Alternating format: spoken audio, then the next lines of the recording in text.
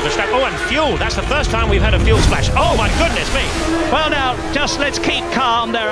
Oh, that's a big crash as well. And that's the Sauber of Marcus Ericsson. Big crash on board with Lance Stroll. These are 10 times Formula 1 drivers survived the impossible. And who better to start off with than Mr. Lance Stroll, a classic in these kind of videos, the ultimate expert in crashes. Oh, and it's that someone's had an off.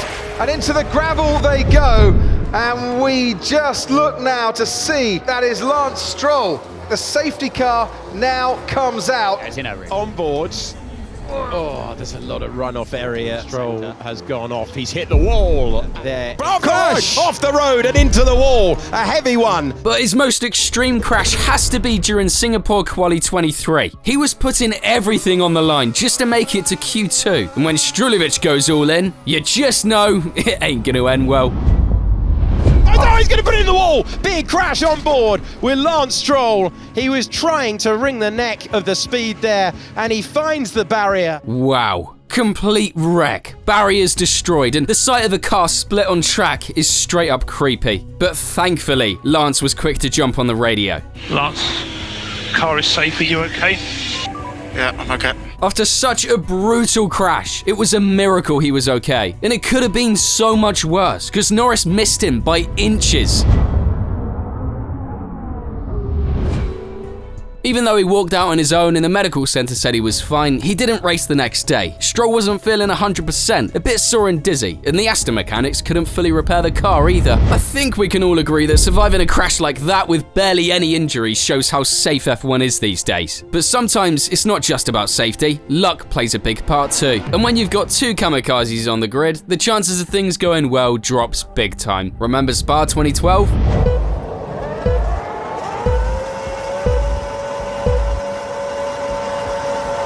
It's lights out and away we go. That is a brilliant start from Maldonado. He's already passed Raikkonen, who's passed Kobayashi. You just know things aren't going to end well when Maldonado jumps the start 3 business days early. Then, Grosjean decides to take the spotlight.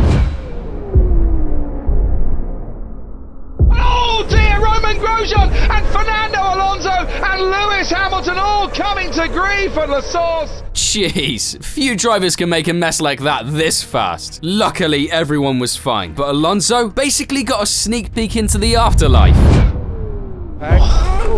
Fernando Alonso, I said, would have taken a really hefty impact. Grosjean's car passed 3 inches away from his head. Just wow. Let's be real. Crashes like this are why the FIA brought in the halo. But if Nando almost lost his head, what happened to Schumacher in Abu Dhabi 2010? Even scarier. It was the season finale, and everyone was going for it at the start. That's when Schumi spun at the first chicane, stuck right there in the middle of the track, when suddenly into the turn 5, and we've got 2 Mercedes side by side, and they make contact. Michael Schumacher round. Will he? Oh! The big smash there. It's Lewis. He's gone straight into him as well. That surely will have to be the safety car, won't it? No f***ing way. I mean, what are the odds of a car crashing and landing right over the cockpit of another car at that speed? Did it even hit his helmet? The whole thing looked seriously nasty, but it looked like Schumi was moving his head. Michael Schumacher, that would have been one scary view from through the visor of his crash helmet, but that was a lucky escape for Michael Schumacher. And a few moments later, he walked away on his own. If that's not a miracle, I don't know what is. Both Schumi and Luigi walked back to the pit lane smiling. I mean, when you're a hair's breadth away from losing your head, you probably feel like you just won the lottery, right? But if the odds of surviving that crash were slim to none, what happened to Barrichello in Imola in '94 is a whole different level. I'm pretty sure we all know what was one of the darkest weekends in F1 history. It was Barrichello who kicked off that horrific weekend. On Friday, the Brazilian was on a fast lap when he lost it at the Variante-Bassa corner, going off at 140 miles per hour and flying straight into the barriers. Oh, and very big shunt. Upside down, that car, both left-hand wheels, front and rear, are off. Looking at it, it's difficult to tell who it is.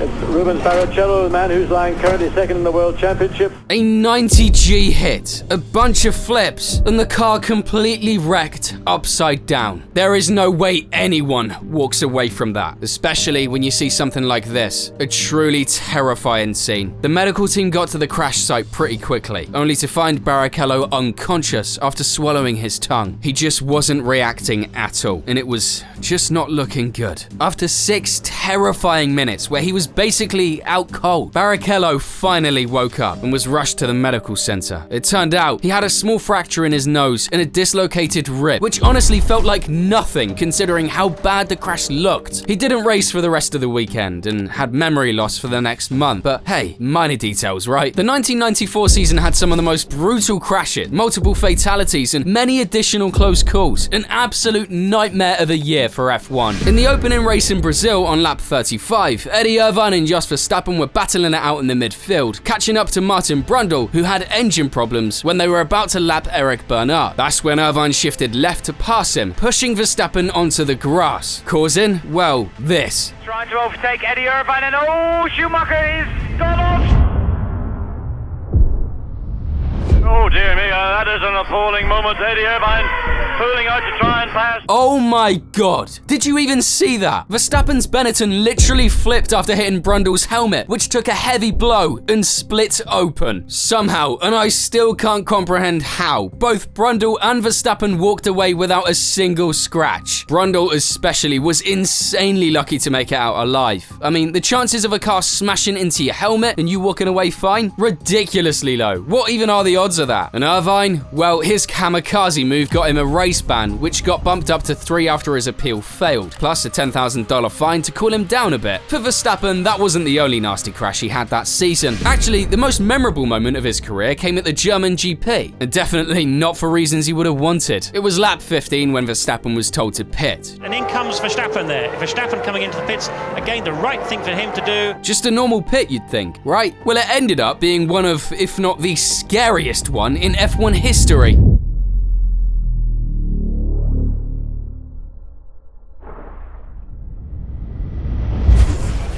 Well now, just let's keep calm. There are a lot of fire officials down there, and the fire is already out. Massive fireball and flames everywhere, on the car, all over the mechanics. Insane. Thankfully, there was clear organization and coordination, and they were able to put out the fire just seconds later. And Verstappen, he managed to escape from the fireball right there and then. Even though the footage is horrifying, miraculously, neither Verstappen nor any of the mechanics got seriously hurt. And a few moments later, they were getting ready for Schumacher's second pit stop. Honestly, watching it, it's hard to believe nobody got injured, all thanks to the team's speed. But there's one incident that's even harder to believe anyone survived. Ever heard of Luciano Berti? This guy only raced 15 times between 2000 and 2001, yet he survived the absolute impossible. If you've ever heard of him, I'm 100% sure it's for chasing death, not his driving skills. In Australia, he had this little crash just to get things started.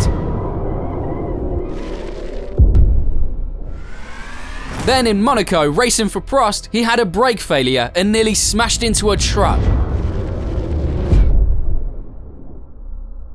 That could have ended really, really badly. Then in Hockenheim at the start, Schumacher had a gearbox issue that made him go incredibly slow, and Berti just slammed straight into him.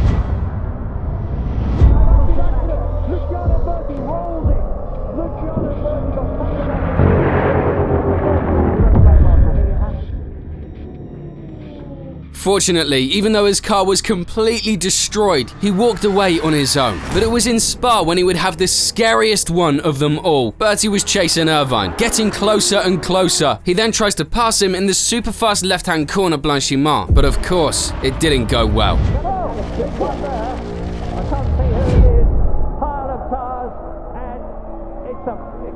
Berti slammed straight into the wall at almost 170 miles per hour with a crazy 111G impact. 111. Simply insane. Irvine rushed over to check on him while the marshals were running over, only to see that Berti's helmet was completely smashed at the front. I truly think that's the worst thing you can find in a situation like that. Berti was rushed to the hospital where they found a brain hemorrhage. He was close to a coma. Still, he survived and bounced back. Incredible. However, it did pretty much sign the end of his F1 career. Seeing a car slammed into the barriers is pretty scary. You want a perfect example? Boy, do I have one for you. Remember Checo's Monaco quali in 2011? The Mexican lost control of his Sauber coming out of the tunnel and went full speed sideways into the barriers.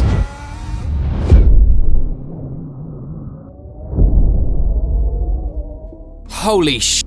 A crash that intense and sideways can easily be fatal. In fact, Checo couldn't even get out of the car. The medics had to pull him out. After an hour and 25 minutes of waiting, they confirmed that the Mexican was okay. Just a bruise and a cut on his thigh, no broken bones, which was nothing compared to how bad it could have been. Checo later said he was unconscious for a few minutes and had some memory gaps. After the crash, I was unconscious for a few minutes and had some memory gaps. When I came to, I felt disoriented and didn't immediately understand what had happened. He missed the race and also the next GP in Montreal because he was still feeling kinda dizzy on Friday. And speaking of Montreal, this is a track where we've seen countless crashes. Some of the scariest for sure. Oh, that's a big accident for Kubica, and a horrible accident going on there. He's moving his hand. And I think this next one is one you've most likely never heard about or seen. I'm talking about what happened at the start in 1998. The start at Circuit Gilles Villeneuve is always pretty chaotic. Just ask Alex Wirtz. The Austrian braked a bit too late on the inside, where there was almost no space, slammed into Jean Alesi's Sauber, and went flying. And he's going for the lead and off goes on. Now they're going to stop the race, no doubt about that at all. The worst part, it wasn't even the amount of flips until his car finally stopped. It was his tires flying off and barely missing him. Luckily, as I mentioned in the title, Wirtz walked away fine. But honestly, all the odds were against him coming out unscathed. It was simply a miracle. If all these drivers survive the impossible, they are nothing compared to what happened to the guy in the next moment. This one's pretty hard to watch. So settle in or click away if you don't have the guts for it. Let's go to the 1990 Spanish GP quali in Jerez. There were only 8 minutes left in Q1 when suddenly this terrifying image popped up on TV.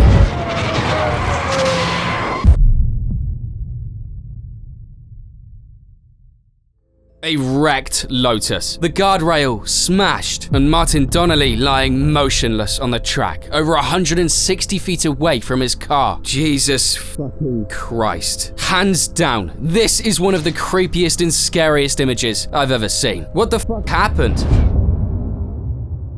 The doctors rushed to the scene and found Donnelly's body limp and unconscious, but somehow still alive, choking on his own tongue, put into a medically induced coma as his organs started to shut down and his heart had already stopped twice. It was looking bad, very bad. He was rushed to a hospital in Seville in critical condition. He had multiple leg fractures, a broken collarbone, and serious head injury. But after tons of physiotherapy and countless surgeries, Donnelly not only pulled through, but was able to walk again. Yep, incredible, but true. I hit the barrier at 176 miles per hour. The car exploded, broke in two. My internal organs were all damaged, and I was lying on the ground, not breathing because I'd swallowed my tongue. I don't think the marshals at the time knew how to react. They're trying to feel my wrist for a pulse. I honestly do think they believed I was dead. I was lying on the circuit, suffocating for 11.5 minutes.